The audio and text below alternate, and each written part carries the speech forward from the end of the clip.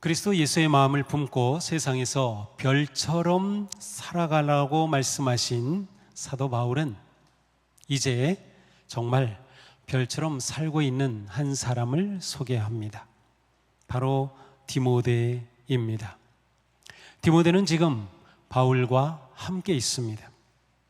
주님을 위해 온전히 헌신된 삶을 살았던 바울이지만 그는 결코 혼자서 이 일을 감당했던 것이 아닙니다. 바울에게는 함께하는 사람이 필요했습니다. 돕는 자가 필요했습니다. 친구가 필요했고 동역자가 필요했습니다. 디모데가 바로 그 사람이었습니다. 바울은 바로 이 디모데를 소개합니다. 나는 주 예수 안에서 디모데를 여러분에게 곧 보내고 싶습니다. 주 예수 안에서. 바울은 서신서에서 종종 이 표현을 사용합니다. 주 안에서. 주 안에서라고 하는 표현은 우리는 또 다른 표현을 떠올리게 되는데 그리스도 안에서라는 표현과 함께 바울이 아주 즐겨 사용하는 표현이죠. 자, 그리스도 안에서라는 표현은 예수 그리스도의 구속의 은혜와 십자가의 그 복음을 강조한 표현입니다. 믿음으로 그리스도 예수와 하나가 되고 그분의 죽음과 부활에 동참하여 구원의 은혜를 입은 것을 의미합니다. 그러므로 그리스도 안에서라는 이 표현은 은혜 안에서라고 바꿀 만합니다. 그런데 오늘 본문에 나오는 주 안에서라는 표현은 예수 그리스도의 다스리심과 통치하심의 주권을 의미합니다. 그러므로 이 표현은 주님의 다스리심 안에서라고 바꿀 수 있습니다. 주 안에서 그리스도인은 주님의 통치하시는 지혜와 권세로 살아갑니다.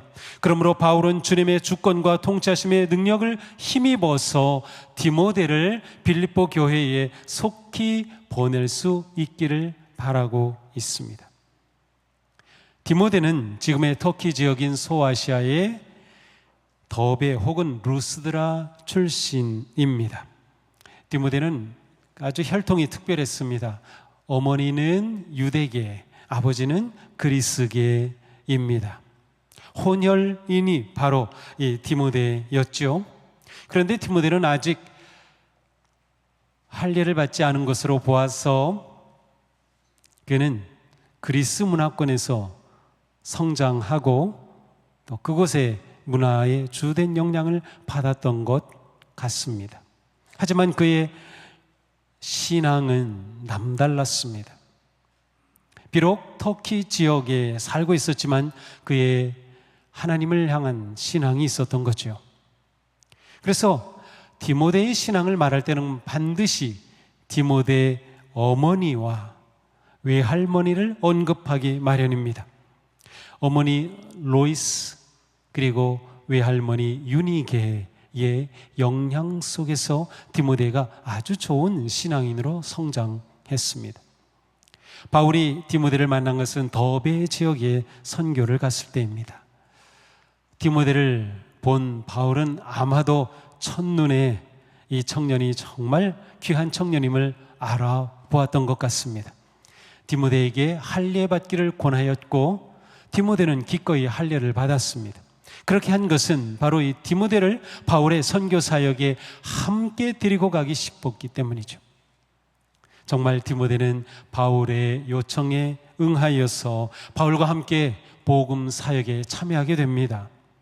그런데 디모데가 혼혈인이라고 하는 것이 정말 이 바울의 선교사에게 딱 맞는 일이었습니다. 이방인 선교사에게 적합한 것이었죠. 그리스도적 문화와 함께 유대적 배경을 가진 디모데야말로 복음을 이방에 전하려고 하는 바울을 돕는 최고의 적격자였습니다.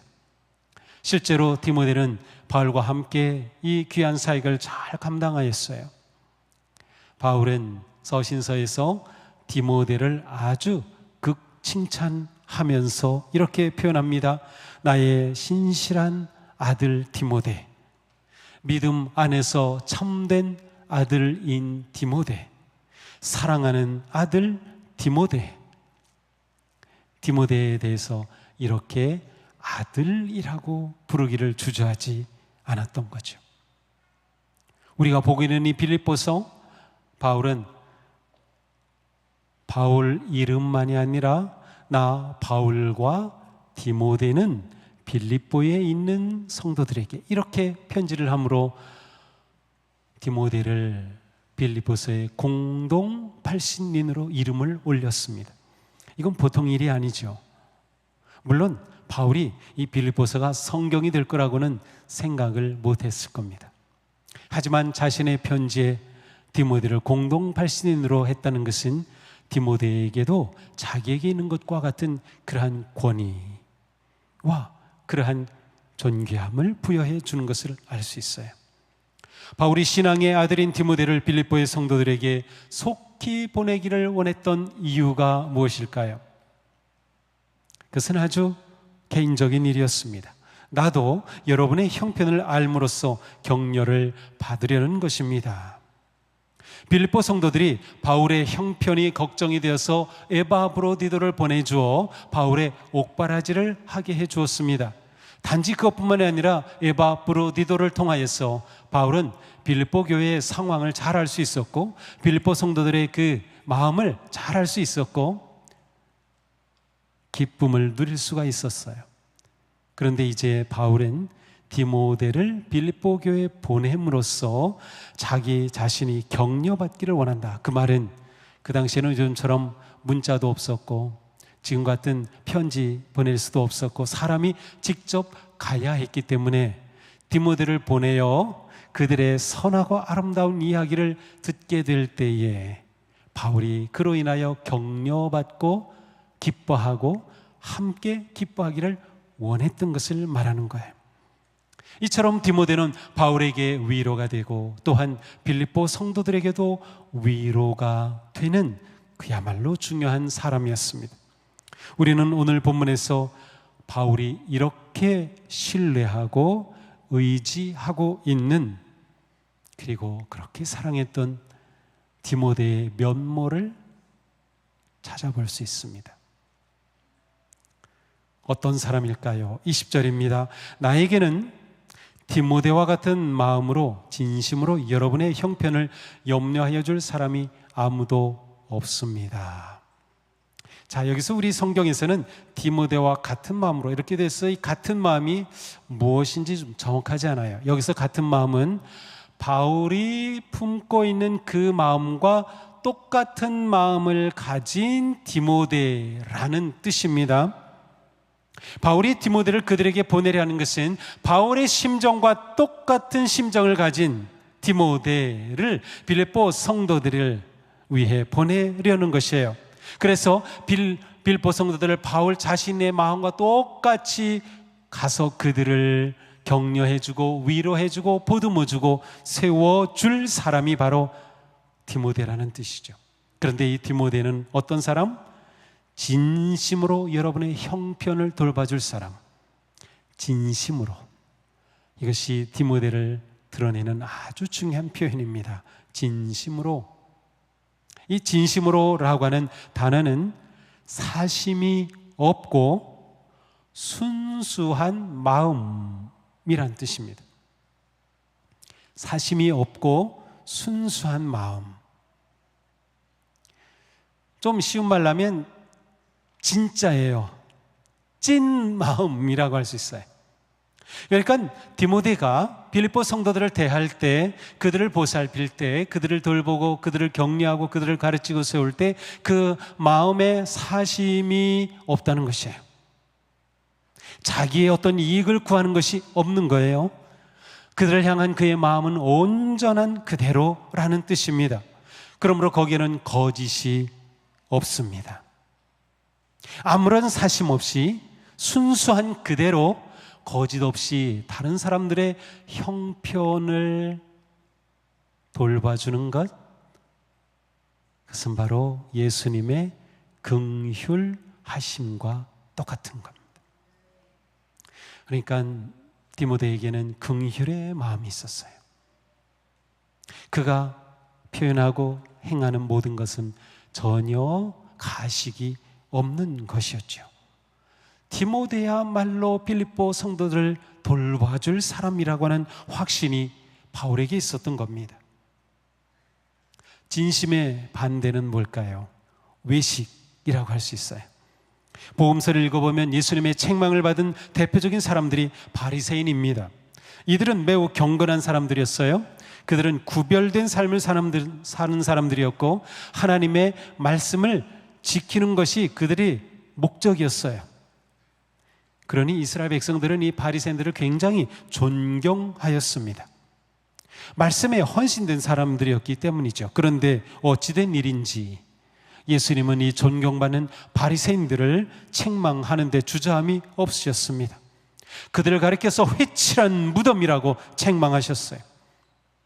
겉으로 보기에는 거룩하고 의롭고 아름다워 보였지만 그들 속에는 악취가 나는 죄와 시기와 미움과 정죄와 교만으로 가득했기 때문이죠. 겉과 속이 달랐던 겁니다.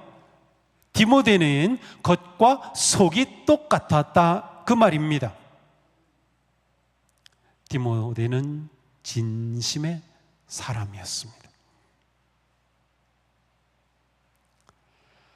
디모데가 진심의 사람이었듯이 오늘 이곳에는 우리 모두가 진심의 사람 되기를 축복합니다. 진심의 사람, 순수하고 진실하여서 겉과 속이 같아요. 꾸미지 않아요. 우리는 겉모습을 얼마든지 꾸밀 수 있습니다. 아름답게 만들 수 있고요, 보기 좋게 만들 수 있어요. 하지만 우리의 내면은, 우리의 속사람은 그렇게 꾸며서 될 일이 아닙니다. 우리가 디모데와 같은 정말 진정한 긍휼의 사람 될 수 있어요. 왜냐하면 디모데 안에 계셨던 그리스도 성령님이 우리 안에도 계시기 때문이죠. 디모데를 그렇게 변화시키고 성숙해 하였던 주님이 우리 안에도 계시기에 우리가 순종한다면, 우리가 우리의 내면을 주님께 내어드릴 수 있다면 우리도 디모데와 같은 진심의 사람이 될 수 있는 겁니다. 그러니 우리는 기대할 수 있어요. 아, 나도 디모데와 같은 사람이 될 수 있겠다. 그렇습니다. 우리가 이렇게 예수님의 마음을 품어서 진심의 사람으로 빛나는 그런 복된 성도들이 되기를 축복합니다. 이어서 바울은 말합니다. 모두 다 자기 일에만 관심이 있고 그리스도 예수 일에는 관심이 없습니다. 자, 바울이 볼 때 빌립보 교회와 자신을 위해서 일해줄 사람이 디모데밖에 없었다는 말입니다. 왜냐하면 다른 모든 사람들은 자기 일만 추구하는 거예요. 예수 그리스도의 일은 추구하지 않는 것입니다. 여기서 일이라는 단어는 이익이라는 단어로 풀어볼 수 있습니다. 그러므로 이 구절은 모든 사람이 자기 이익에만 몰두하고 그리스도의 이익에는 몰두하지 않는다는 뜻입니다. 여기서 그리스도의 이익은 빌립보 교회의 이익을 말합니다. 왜냐하면 교회는 그리스도의 몸이기 때문이죠. 더 나아가 그리스도의 몸은 우리입니다. 성도들이 모여 그리스도의 몸을 이루고 교회를 이루기 때문에 결국 그리스도의 일은 교회의 일이고 교회의 일은 다른 성도들의 일입니다. 그러니 바울이 여기서 말한 모두 다 자기의 일에만 관심이 있다, 이것은 세상 사람들을 말하는 것이 아니고 그리스도인들을 말하는 것입니다. 그리스도인들을 가리켜서 그들이 모두 다 자기 일에밖에 관심을 가지지 못한다는 거예요. 자기 이익에만 관심을 가지고 있다는 거예요. 바울은 너무나도 안타까웠습니다. 바울이 디모데에게 보낸 편지를 보면 이러한 마음을 우리는 더 깊이 느낄 수 있어요. 디모데후서 4장에 바울은 이렇게 말합니다. 데마는 이 세상을 사랑해서 나를 버리고 데살로니가로 가고 자기 이익을 추구한 겁니다. 그레스게는 갈라디아로 가고 자기 이익을 추구한 거죠. 디도는 달마디아로 가고 자기 이익을 추구한 거죠. 누가만 나와 함께 있습니다. 내가 처음 나를 변론할 때에 내 편에 서서 나를 도와준 사람은 한 사람도 없습니다. 모두 나를 버리고 떠났습니다. 자, 이것이 디모데에게 보낸 편지임을 생각해 보세요. 누가 말고는 다 자기를 버리고 떠났습니다. 그리고 디모데에게 바울은 이 아픔을 호소하고 있는 겁니다. 아들에게 말이죠. 바울이 믿고 사역을 맡길 사람이 이렇게 없었던 겁니다. 바울과 교회를 위해서 무슨 일이든 함께하며 감당할 동역자가 부족했던 바울의 애타는 심정을 잘 보여줍니다. 교회의 이익을 추구하고 그리스도 예수의 이익을 추구하는 그것, 그 일에 함께할 사람, 바울은 그러한 사람이 필요했고 바로 디모데가 그러한 사람이었어요. 지금 디모데는 바울과 함께 있으면서 바울의 이익을, 바울을 위로해주고 옥에 갇혀있는 바울의 마음에 격려해주는 그러한 존재였지만 바울은 그 디모데를 이제 빌립보 교회의 이익을 위해 보내고 싶다고 말하고 있는 것입니다. 바울은 디모데야말로 사람들의 이익을 돌봐줄 유일한 적격자라고 본 것입니다. 우리가 이미 보았지만 빌립보서 2장 3절 4절에서 바울은 이렇게 말했죠. 무슨 일을 하든지 경쟁심이나 허영으로 하지 말고 겸손한 마음으로 하고 자기보다 서로 남을 낮게 여기십시오. 또한 여러분은 자기 일만 돌보지 말고 자기 유익만 추구하지 말고 서로 다른 사람들의 일도 돌봐주십시오. 바로 그 사람이 디모데라고 하는 겁니다. 주님은 지금도 이러한 성도를 찾고 계십니다. 그리스도 예수의 일을 할 사람, 교회의 유익을 위해 헌신할 사람, 다른 사람의 일을 내 일로 여기며 섬길 사람. 우리가 하는 모든 사역은 자기의 이익 때문이 아니라 다른 사람의 이익, 그리스도와 교회의 이익을 위해 하는 것임을 잊지 마십시오. 이것이 바울의 고백처럼 살든지 죽든지 그리스도께서 존귀함을 받으시는 일, 바로 그것입니다. 우리는 이렇게 섬기고 봉사하고 선교함으로 그리스도의 일을 하는 것이에요.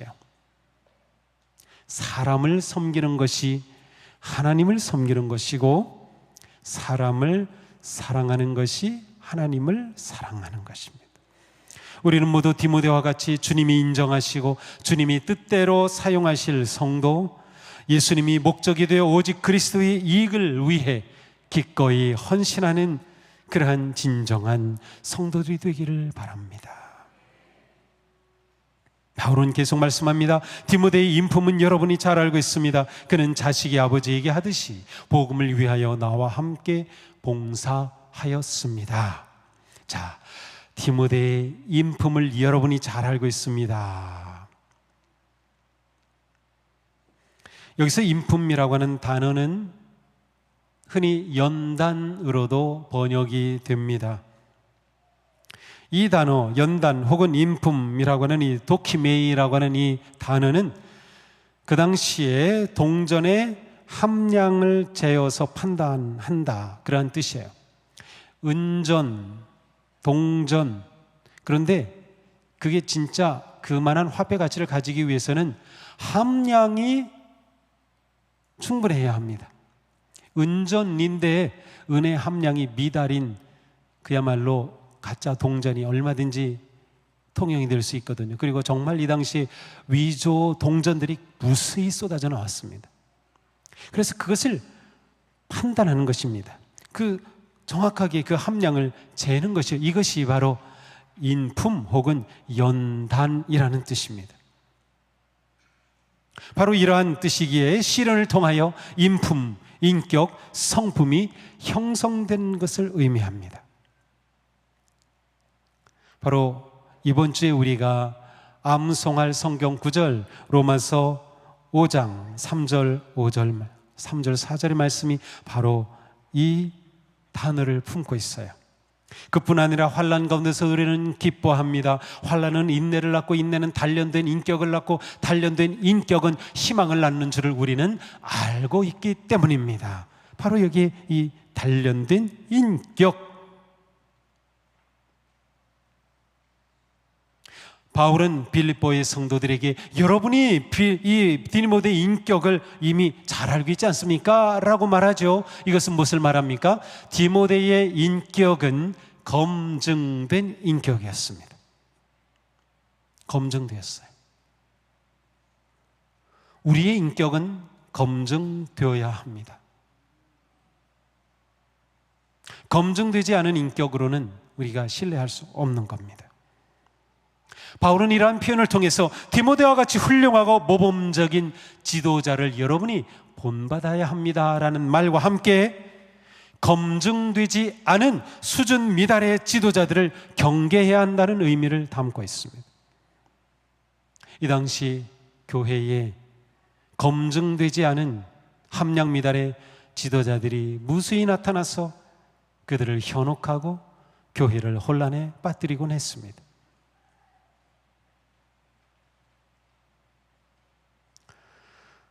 검증된 인격을 갖는다는 것 너무도 중요합니다.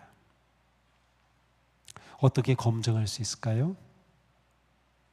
제가 곰곰이 생각해 보니까 가장 검증할 수 있는 신뢰할 만한 사람은 나를 가장 잘 아는 사람이에요. 그러니까 내 인격을 검증해 줄 사람은 내 아내이거나 내 남편이거나 내 가족입니다. 아이고, 저도 이렇게 말하고 나니까 마음이 좀 뜨끔하네요. 내 인격의 검증은 나를 가장 잘하는 그 사람이 해줄 겁니다. 물론 우리는 완전하지 않아요. 하지만 내 인격이 검증된 인격이 되기 위해, 그러한 그리스도의 모습을 갖추기 위해 우리는 부단히 자라가야 하는 거예요. 예배하고 말씀을 먹고 묵상하고 사랑하고 헌신하고 봉사하며 세워가는 것이죠. 디모데의 인품은 인내와 환난을 통해 단련된 인품이었습니다. 삶에서 구체적으로 증명된 인품인 것이죠. 우리는 인품으로 말해야 합니다. 우리는 성품으로 전도해야 합니다. 우리는 인격으로 감동을 주어야 합니다. 그렇게 우리의 인격이 검증되어야 하는 거죠. 중요한 것은 우리의 인격은 우리의 삶의 모든 분야와 연결되어 있기 때문이에요. 우리의 언어, 사고, 습관, 시간 사용, 인간관계, 가정생활, 대화, 도덕성 등 모든 것이 우리의 인품에 의해 좌우됩니다. 인격이 바르면 모든 것이 바르게 됩니다. 인격은 하루아침에 만들 수 없어요. 그래서 환난이 인내를 낳고 인내가 단련된 인격을 만들어가는 것입니다. 그러므로 우리의 삶에 일어나는 모든 일은 우리의 인격을 형성하는 데 기회가 될 수 있어요. 누군가가 나를 막 칭찬해요? 그러면 내 인격의 시험의 시간입니다. 나에게 위기와 고난이 닥쳐와요? 바로 내 인격을 다져갈 기회입니다. 우리의 삶의 모든 시간은 우리의 인격을 위한 기회가 될 수 있는 겁니다. 그리스도의 마음을 품어 거룩하고 아름다운 인격을 형성해 가는 우리 모두가 되기를 축복합니다. 자, 바울은 이러한 디모데를 가리켜서 그는 자식이 아버지에게 하듯 복음을 위하여 나와 함께 봉사하였습니다 라고 말합니다. 봉사하였다 라고 하는 이 단어는 종이나 노예가 되어 섬긴다라는 뜻이에요. 그냥 우리가 생각하던 그런 일반적인 봉사 개념보다 더 깊은 의미입니다. 노예나 종이 되어서 섬긴다. 그러니까 이것은 낮아지지 않고서는 할 수 없는 일을 의미합니다. 이런 섬김은 예수님이 본보기로 보여주셨습니다. 예수님은 말씀하셨죠. 인자가 온 것은 섬김을 받으려 함이 아니라 도리어 섬기려 하고 자기 목숨을 많은 사람의 대속물로 내어주려 함이니라. 예수님은 내가 섬김을 받으러 온 것이 아니라 섬기러 왔다. 그리고 그 섬김의 방식이 내 목숨을 내려놓는 것, 이것이 십자가의 섬김이죠. 바울은 이미 그리스도 찬미에서 예수님이 종의 모습을 가지시고라고 했죠. 그 신약성경에서 가장 아름다운 그리스도 찬미, 그 찬송에서 말이죠. 예수님이 종의 모습을 입어 왔습니다. 예수님이 종의 모습을 입으신 것은 섬기시기 위함이었고 십자가로 온전하게 섬기셨던 겁니다. 예수님은 제자들과 마지막 십자가를 앞두시고 식사를 하신 후에 수건을 들으시고 대야에 물을 가져다가 제자들의 발을 씻어 주셨죠. 수건은 결코 힘이 아닙니다. 멋이 아닙니다. 진정한 섬김이에요. 수건을 사용하려면 무릎을 꿇어야 했기 때문이죠. 이것이 주님의 섬김. 디모데가 그 섬김을 닮은 겁니다. 예수님께는 섬기는 사람이 큰 사람입니다. 누구든지 크고자 하는 자는 섬기는 자가 되고, 크고자 하는 것은 좋은 것입니다. 하지만 큰 사람이 되는 방식은 다릅니다.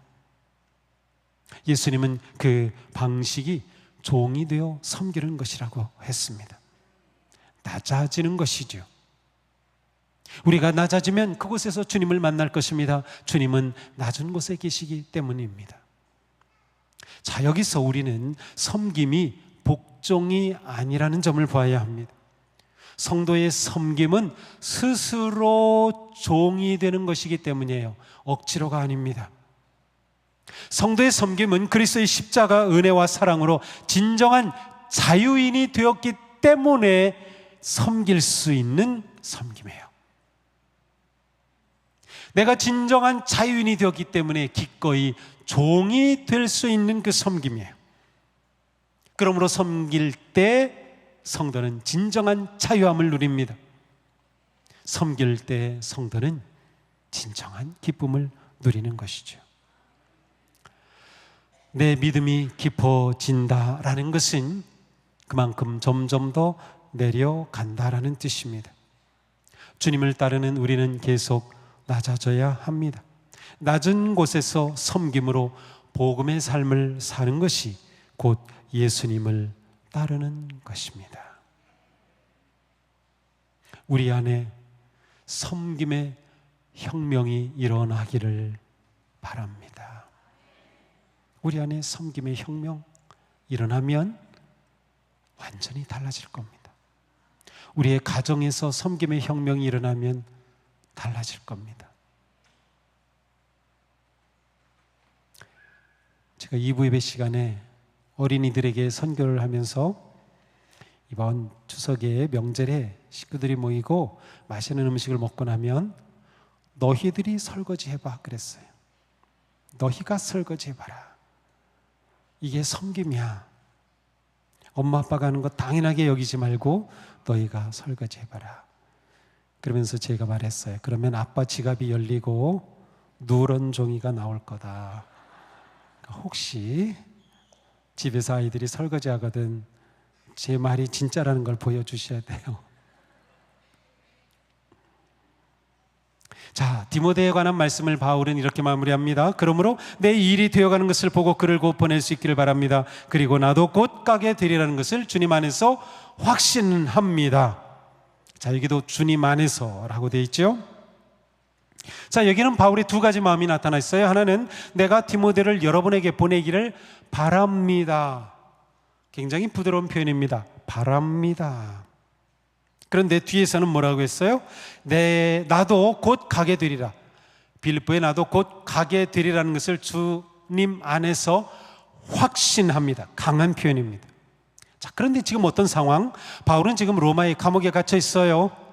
재판이 어떻게 될지 몰라요. 순교당할 수도 있고 석방될 수도 있고 계속 구금될 수도 있습니다. 바울이 확신할 수 있는 것은 무엇일까요? 디모데를 보내는 것일까요? 아니면 자기가 석방되어 빌립보의 성도들을 만나는 것일까요? 바울이 정말 확신할 수 있었던 것, 그건 디모데를 보내는 거예요. 왜냐하면 마음만 먹으면 되니까. 자기가 석방될지 순교당할지 그것은 자기가 확신으로 될 일이 아니에요. 그런데 바울은 뒤집어서 표현하고 있습니다. 디모데를 보내는 것은 바랍니다. 내가 석방되어 여러분에게 가게 될 것을 확신합니다.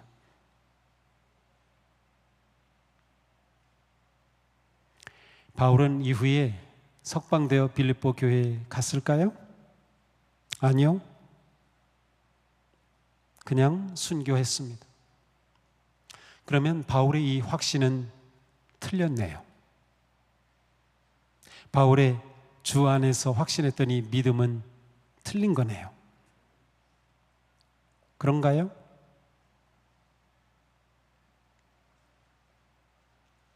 우리는 여기에서 바울의 마음을 들여다볼 수 있습니다.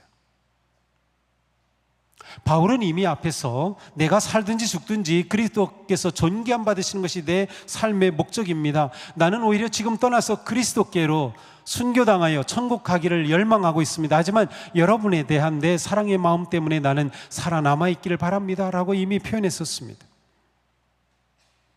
이러한 바울의 모습을 생각해 볼 때 여기는 바울의 깊은 고뇌와 인간적인 사모함과 믿음의 열망과 내적인 씨름을 볼 수 있습니다.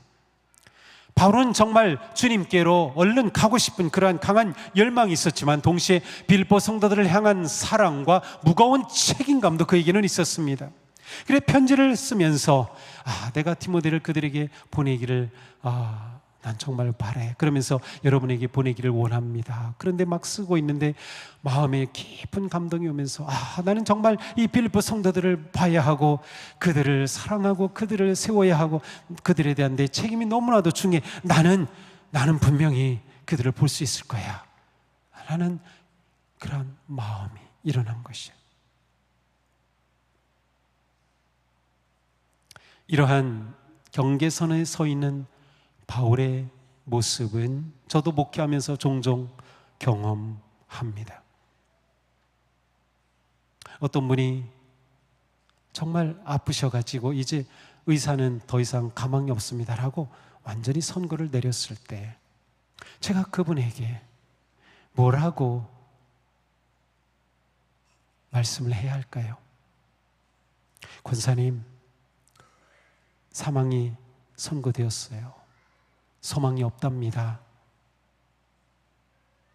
저하고 임종 기도하십시다. 이렇게 해야 할까요? 아니면 권사님, 그래도 우리 기도해 봅시다. 그래도 우리 주님 끝까지 의지해요 라고 말해야 할까요? 정답은 없습니다.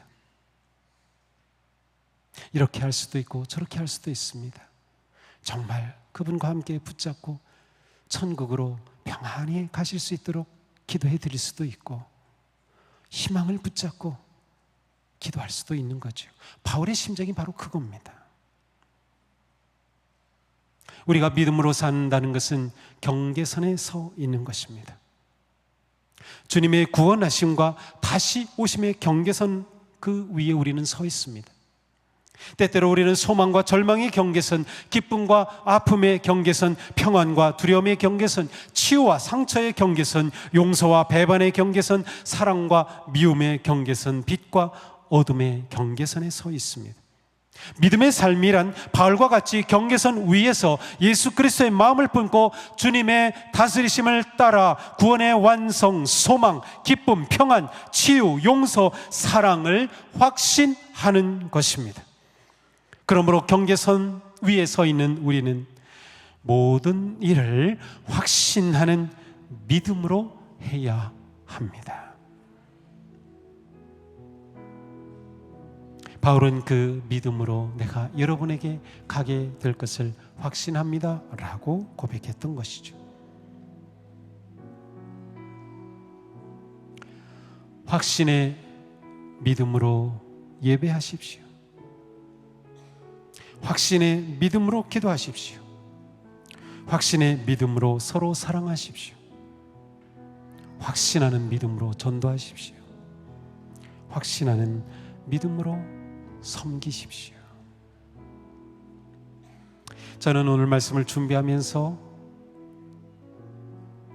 큰 기대감이 생겼습니다. 그것은 바로 우리 교회에 많은 디모데들이 일어나는 것입니다. 안타깝게도 우리 교회에는 디모데라는 이름을 가진 분이 없어요. 그래서 오늘 제가 여러분에게 새 이름을 드리려고 합니다. 여러분은 디모데입니다. 저는 주 디모데, 박 디모데, 권 디모데, 디모데입니다. 우리 교회에 디모데가 아름답게 일어나는 놀라운 일이 일어날 줄로 믿습니다. 우리 모두가 디모데와 같은 그러한 놀라운 성도들, 진심으로 살아가는 성도, 오직 예수의 이익을 구하는 성도, 그리스도의 인품을 갖춘 성도, 섬김의 주인인 성도, 검증된 인격으로 많은 사람들을 감화하는 성도. 우리가 가는 길은 이렇게 아름다운 길입니다. 우리 이 성장의 길 멈추지 맙시다. 우리 가는 이 믿음의 길 멈추지 맙시다. 포기하지 않고 나아가면 그리스도 예수의 날까지 그 일을 완성하시리라고 확신합니다. 기도합시다.